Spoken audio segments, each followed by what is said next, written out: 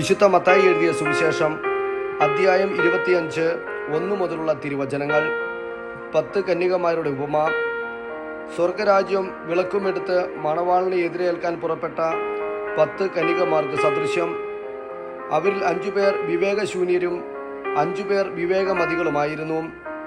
വിവേകശൂന്യർ വിളക്കെടുത്തപ്പോൾ എണ്ണ കരുതിയില്ല. വിവേകമതികളാകട്ടെ വിളക്കുകളോടൊപ്പം പാത്രത്തിൽ എണ്ണയും എടുത്തിരുന്നു. മണവാളൻ വരാൻ വൈകി. ഉറക്കം വരികയാൽ കന്യകമാർ കിടന്നുറങ്ങി. അർദ്ധരാത്രിയിൽ ഇതാ മണവാളൻ. പുറത്തു വന്ന് അവനെ വരവേൽക്കുവിൻ എന്ന് ആർപ്പുവിളി ഉണ്ടായി. ആ കന്യകമാരെല്ലാം ഉണർന്ന് വിളക്കുകൾ തെളിച്ചു.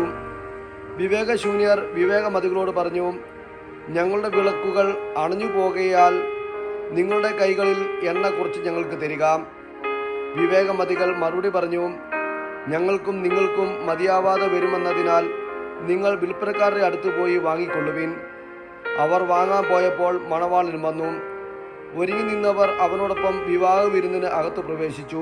വാതിലടയ്ക്കുകയും ചെയ്തു. പിന്നീട് മറ്റു കന്യകമാർ വന്ന്, കർത്താവേ കർത്താവേ, ഞങ്ങൾക്ക് തുറന്നു തരണമേ എന്ന് അപേക്ഷിച്ചു. അവൻ പ്രതിവചിച്ചു, സത്യമായി ഞാൻ നിങ്ങളോട് പറയുന്നു, ഞാൻ നിങ്ങളെ അറിയുകയില്ല. അതുകൊണ്ട് ജാഗരൂകരായിരിക്കുവിൻ. ആ ദിവസമോ മണിക്കൂറോ നിങ്ങൾ അറിയുകയില്ല. താലന്തുകളുടെ ഉപമ. ഒരുവൻ യാത്ര പുറപ്പെടുന്നതിന് മുൻപ് ഭൃത്യന്മാരെ വിളിച്ച് തൻ്റെ സമ്പത്ത് അവരെ ഫലമേൽപ്പിച്ചതുപോലെയാണ് സ്വർഗരാജ്യം.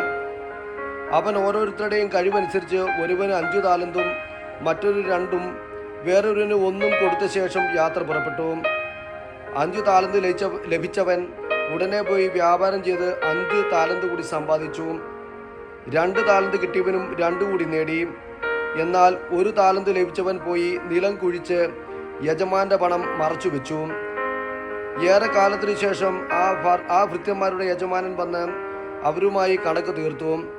5 താലന്ത് കിട്ടിയവൻ വന്ന് 5 കൂടി സമർപ്പിച്ച്, യജമാനെ, നീ എനിക്ക് 5 താലന്താണല്ലോ നൽകിയത്. ഇതാ ഞാൻ 5 കൂടി സമ്പാദിച്ചിരിക്കുന്നു എന്ന് പറഞ്ഞു. യജമാനൻ പറഞ്ഞു, കൊള്ളാം, നല്ലവരും വിശ്വസ്തനുമായ ഭൃത്യ. അല്പകാര്യങ്ങൾ വിശ്വസ്തനായിരുന്നതിനാൽ അനേകം കാര്യങ്ങൾ നിന്നെ ഞാൻ ഫലമേൽപ്പിക്കും.